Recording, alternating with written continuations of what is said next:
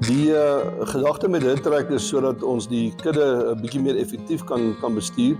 Dit help verseker met die getalle en te bestuur, veral met die skaapkudde wat elke dag in en uit van 'n spesifieke hok of 'n kraal na 'n volgende plek toe skuif, kan jy die skaapgetalle omtrent tot op die nommer elke dag bevestig.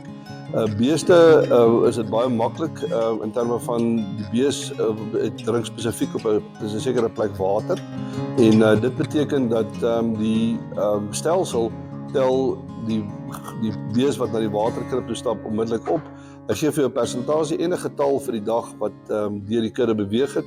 Wanneer ons met die diere werk en dip en inspuit of induseer, kan daai inligting onmiddellik ook op die stelsel aangebring word en sodoende is dit eintlik 'n baie eenvoudige, maklike stelsel om te implementeer.